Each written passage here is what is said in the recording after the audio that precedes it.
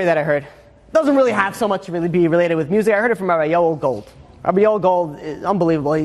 You want somebody who does research on his stories. He actually brings down the people that the stories were affected, and he goes and they say the story. So there's a story about a person by the name of Shimi Weitzhandler.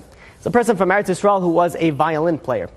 And they flew him into California to play in some sort of dinner that was taking place in the Herzog Winery.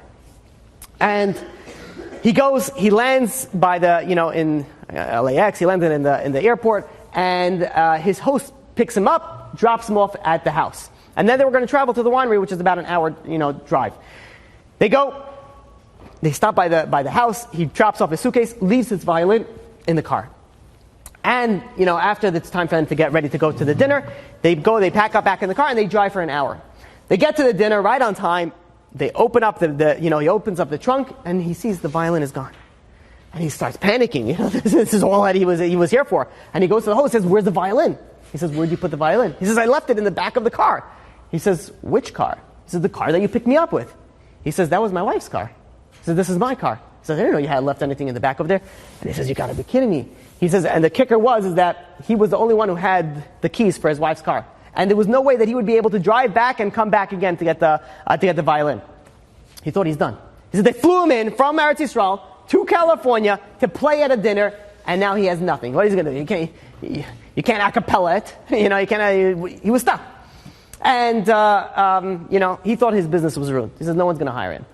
A year later, he's sitting in Eretz Yisrael, he gets a phone call from the same administrator. He says, "Hi, we want to invite you back in to play at the dinner." He says, "Do you remember what happened last year?" He says, Yeah. He says, "No, listen, we know they understood his talent." He says, "We want to bring you back in." So he says, "Please, whatever it is, I want to go back in. Whatever it is, I want to make things right." So he flies back in. I'm sure this time he held it the entire time. He didn't put anything in the back. He goes and he plays, at the Herzog, winery at the dinner, like he's never played before. The emotion and everything that he put inside over there, because he has a second chance. He has a second chance that he never had before. So many times in life, we have a background music that plays in our life.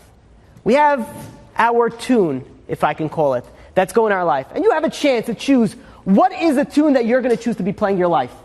You have an option of succeeding, and you have an option of failing. And I think you all know what that option really is.